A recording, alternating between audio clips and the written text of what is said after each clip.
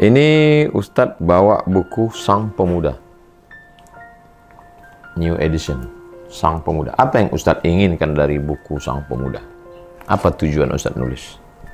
Ini buku yang menjadi kristalisasi apa yang saya pelajari selama belasan tahun. Juga pengalaman internasional di berbagai negara. Tujuannya satu, pemuda ini kalau mereka tahu tentang nilai-nilai agung dalam kehidupan, tahu potensi dirinya, dia akan mengejar hal-hal besar dalam hidup. Kalau dia mengejar hal-hal besar dalam hidup, punya big dream. Apa contoh hal besar dalam hidup? Contohnya gini misalnya, Imam Syafi'i usia muda punya karya besar dan karyanya sampai hari ini masih terasa. Itu karya besar. Amal solehnya itu tidak berhenti ketika dia meninggal. B.J. Habibie sampai sekarang menjadi kebanggaan. Imam Bukhari udah meninggal tapi karyanya masih ada. Itu karya besar. Tapi banyak anak-anak muda punya fasilitas internet, pendidikan tinggi, tapi mimpi tertingginya adalah dapat gaji. Padahal kalau dia, misalnya kalau berkarya soal buku saja, buku yang bisa dicetak berabad-abad setelah dia meninggal, itu karya besar. Nah kalau orang punya mimpi besar, cara belajarnya, cara hidupnya, cara bacanya, nggak akan sama dengan orang-orang yang sekedar ingin menjadi pekerja, dapat gaji, atau pengusaha, setelah itu dia mapan dengan keluarga.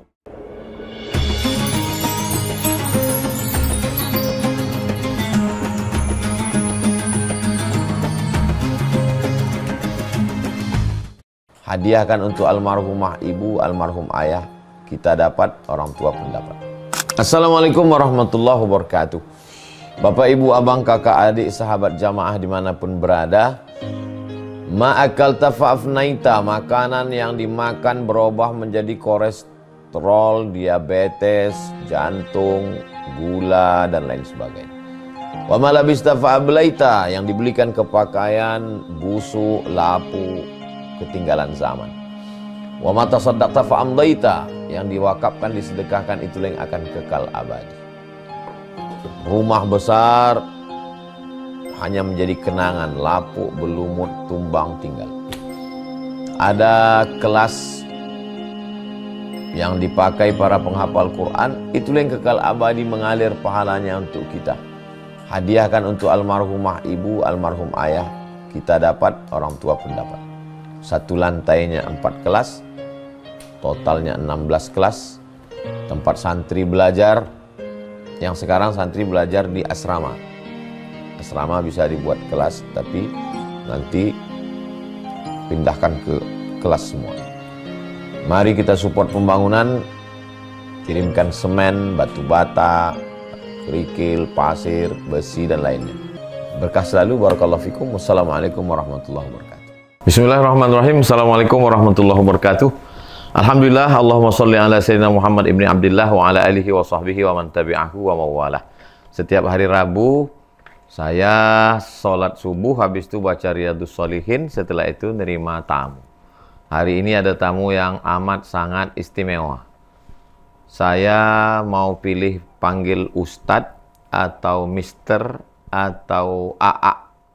Kenapa Ustadz? Karena beliau tamat dari Al-Azhar, Kairo, Mesir. Assalamualaikum Ustadz Elfandi. Waalaikumsalam warahmatullahi wabarakatuh. Apa kabar, sehat? Alhamdulillah. Masya Allah. Panggil Ustaz, Ustaz artinya alim, orang yang berilmu, karena beliau alumni Al-Azhar, Kairo, Mesir. Tamat tahun berapa Ustaz?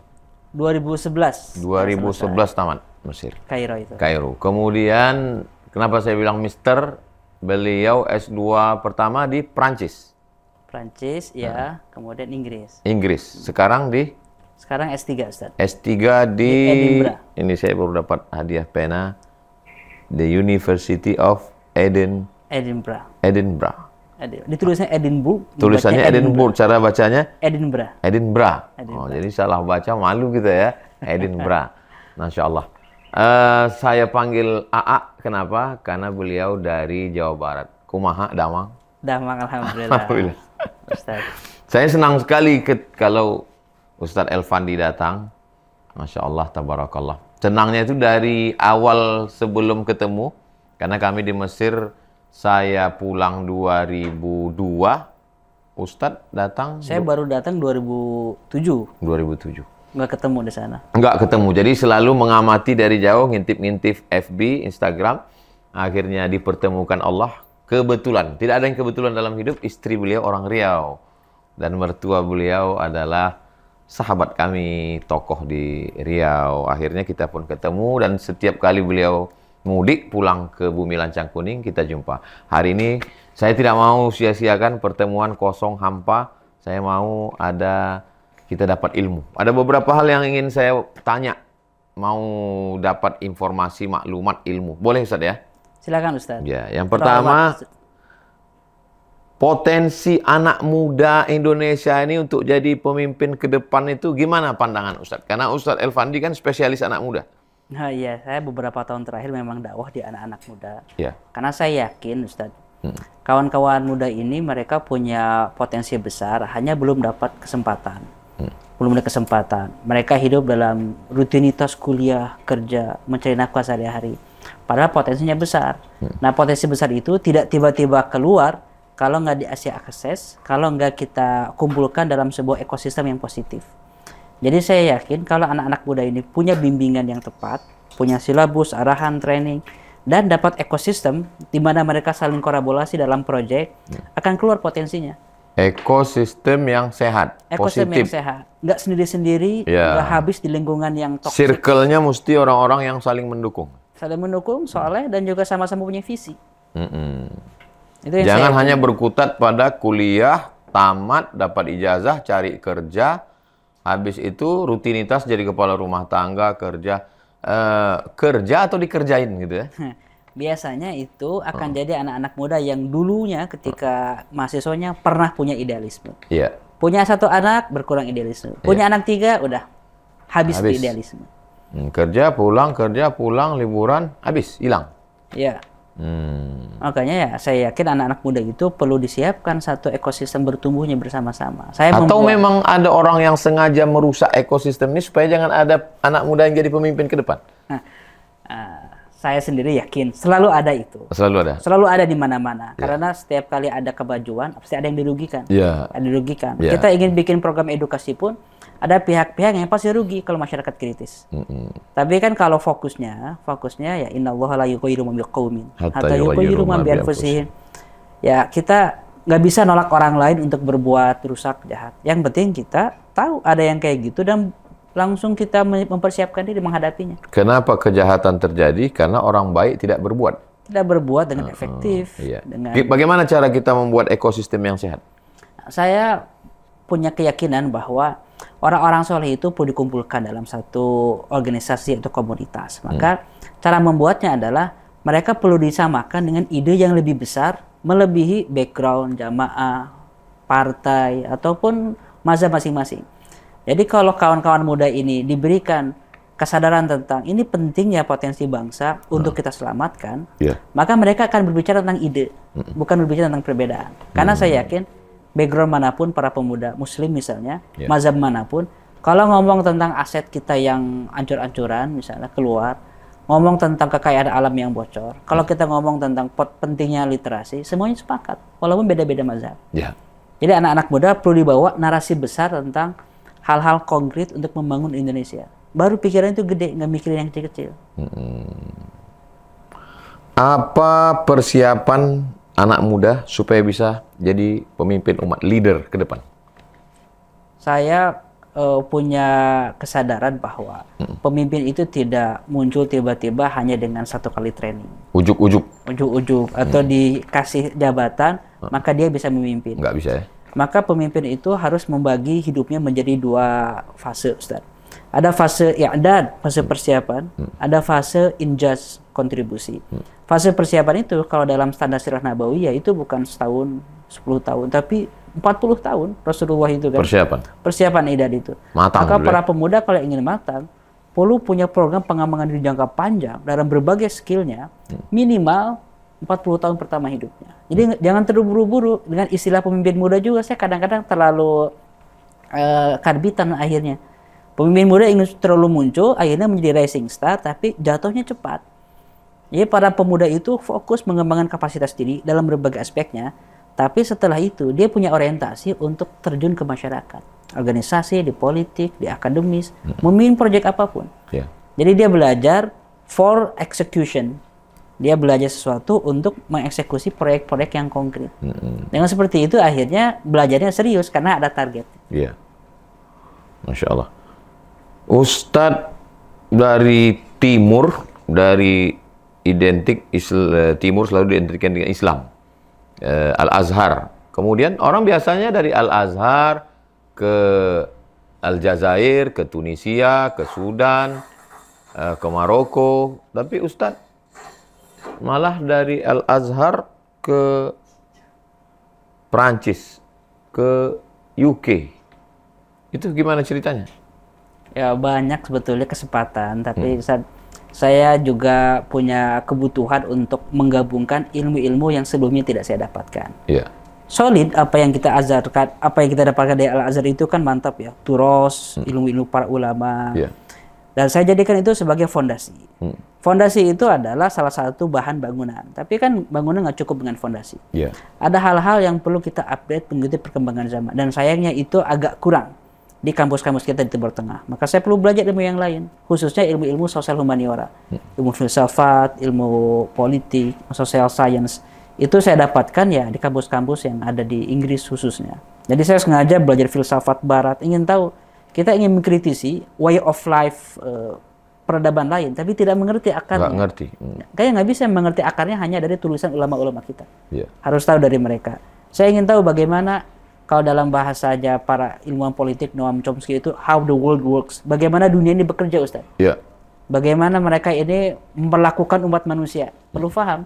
Akhirnya kan harus belajar ilmu politik. Real dari para political scientist di sana. Jadi ketika saya belajar, barulah oh pantas Ustaz. Kita ini berabad-abad dijajah. Bahkan abad sekarang juga kita sering kalah dalam ekonomi, dalam politik. Karena kita tidak tahu cara dunia bekerja.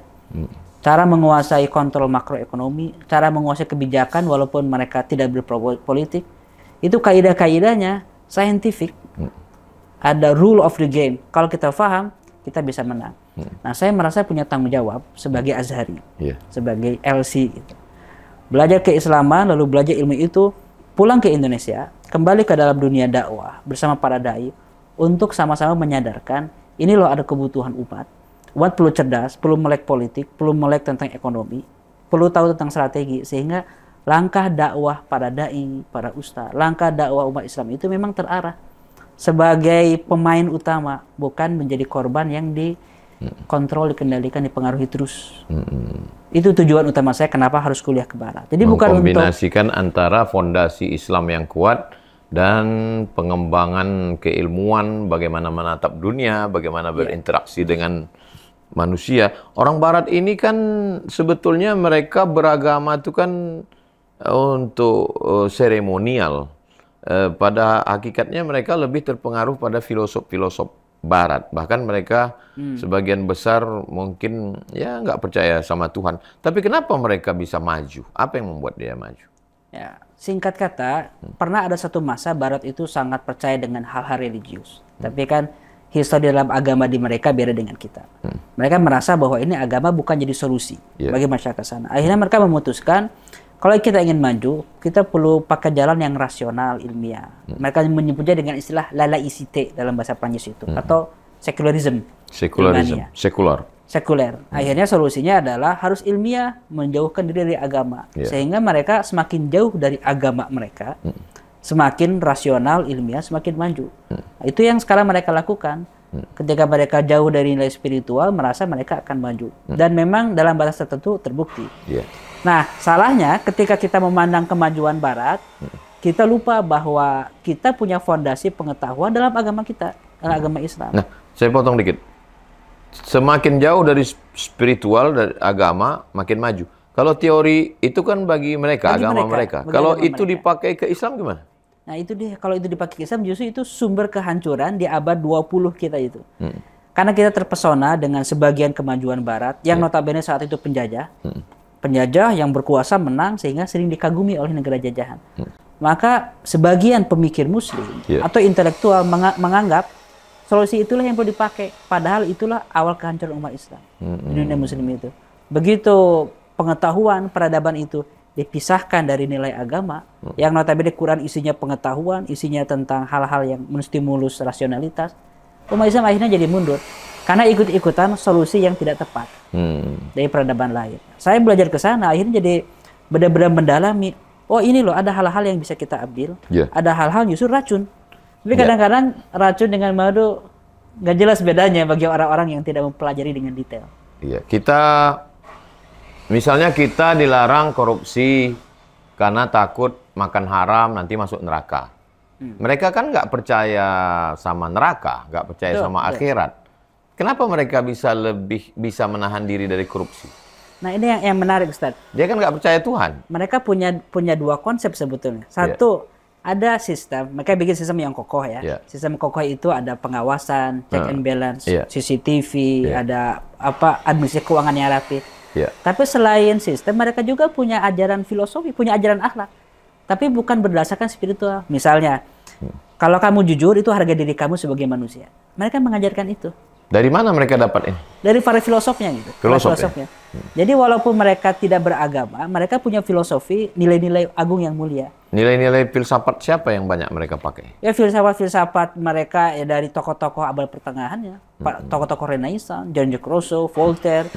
Mereka juga menawarkan ide-ide itu. Sayangnya kita sering lupa ide seperti itu justru kokoh di kita. Jadi kalau kita itu bisa membangun sistem yang baik, nilai-nilai akhlak dasarnya sudah ada. Jadi yang kurang di kita, Ustaz, kita punya nilai akhlak, punya keikhlasan, punya CCTV yang tidak kasat mata, pengawasan Allah langsung, tapi pengawasannya lemah sistemnya. Sistemnya. Kalau mereka itu ada filosofi, ada sistem. Kepastian hukumnya. Kita hanya mengandalkan akhlak individu. Tapi kalau sistem nggak ada, rusak. Ada orang kadang-kadang nggak bertahan dalam waktu yang lama. Orang jujur di rumah sholat, zikir, masuk kantor. Di kantornya itu sudah terbiasa tanda tangan 5 jadi 10, kemudian tiket, dia sendiri hancur ya? Ya, karena nggak ada pengawasan. Orang-orang kadang-kadang kan kalau gagal sekali, 2 kali bisa kembali. Tapi kalau bertahun-tahun, sistemnya rusak, malaikat masuk ke sistem rusak jadi iblis. Kesolehan sosial? Ya. Oke. Bagaimana Ustadz Elfandi melihat masa depan generasi muda yang sekarang ini? Saya percaya Ustadz bahwa pemimpin yang ada sekarang, siapapun itu adalah ekspresi dari kita. Jadi kalau misalnya kita komplain, kondisinya kurang puas, ya mungkin generasinya memang belum berkualitas. Berarti pemimpin masa depan adalah ekspresi generasi yang kita siapkan sekarang.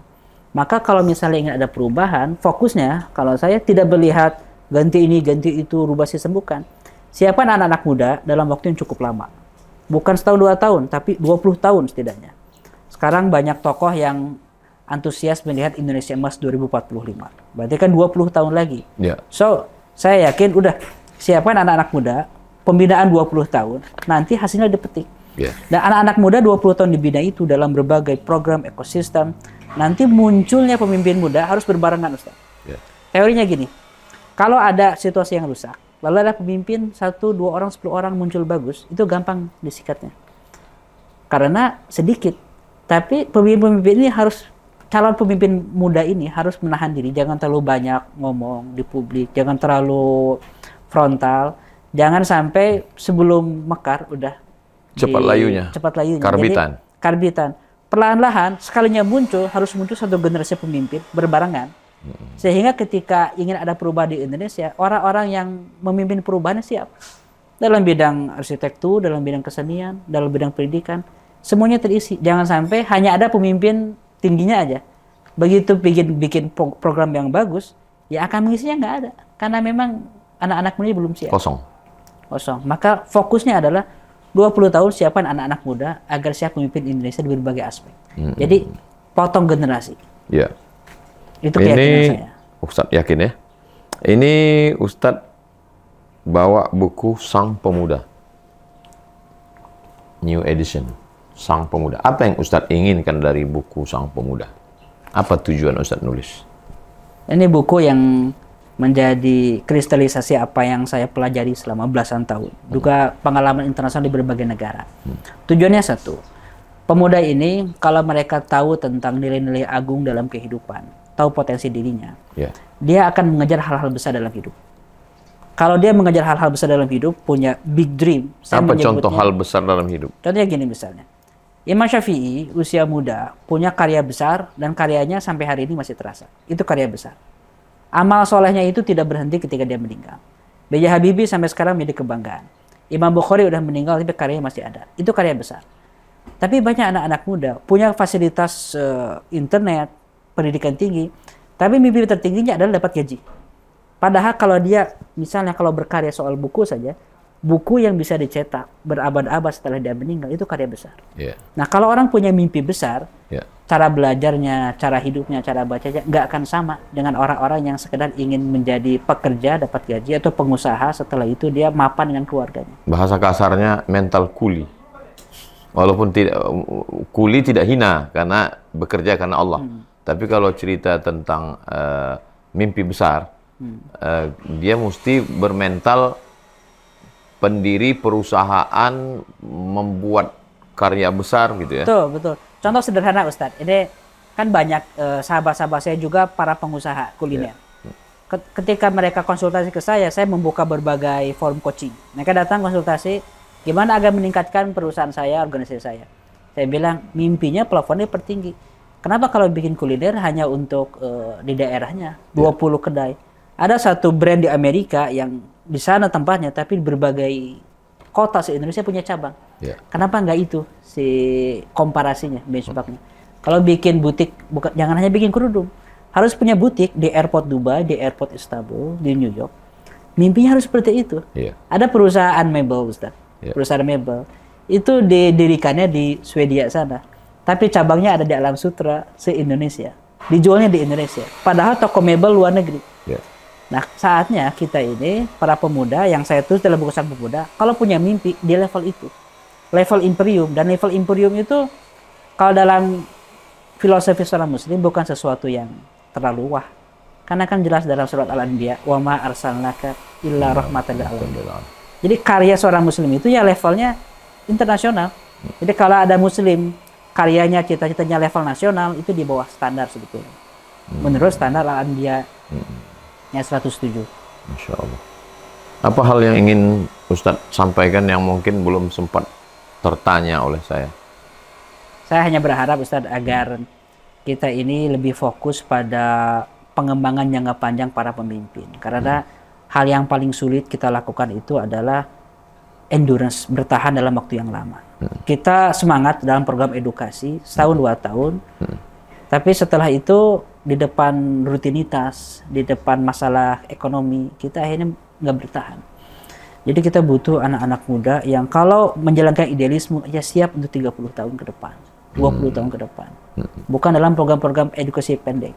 Dan kadang-kadang kita puas dengan bikin pesantren, bikin ma'had, karena menghasilkan alumni. Sayangnya gini Ustaz, saya agak greget ya.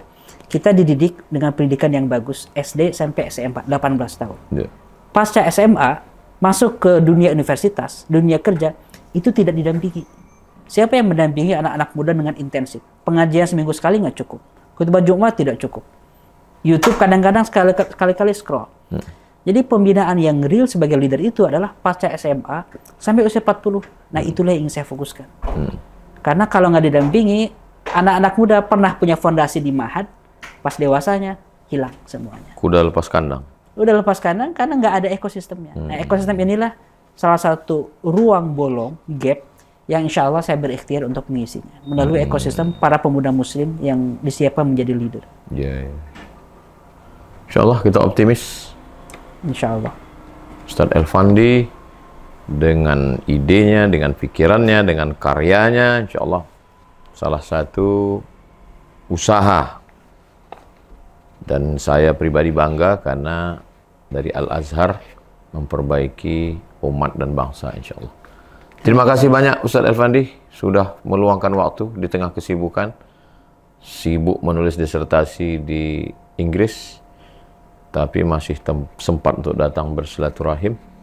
Mudah-mudahan Allah membalas semua kebaikan Ustadz, panjang umur, sehat badan, berkahnya sampai dirasakan untuk seluruh umat bangsa. Tidak hanya Riau, tidak hanya bumi Pasundan, tapi juga Nusantara dan dunia Islam insyaAllah. Jazakumullah khairal jaza. Barakallahu fikum. Terima kasih banyak. Barakallahu fikum. Terima kasih banyak. Demikian tadi jamaah, saya yakin dan percaya banyak pasti pertanyaan-pertanyaan. Insya Allah di masa akan datang, jangan lupa ikuti terus kajian-kajian beliau bersama anak-anak muda Indonesia, khususnya ketika beliau membedah buku Sang Pemuda untuk Indonesia ke depan yang lebih baik. Berkah selalu, terima kasih, jazakumullah khairan, subhanakallahumma wa bihamdika asyhadu an la ilaha illa anta astaghfiruka wa atubu ilaik. Wassallallahu ala sayyidina Muhammad wa ala alihi wasallam. Walhamdulillahirabbil alamin. Wassalamualaikum warahmatullahi wabarakatuh.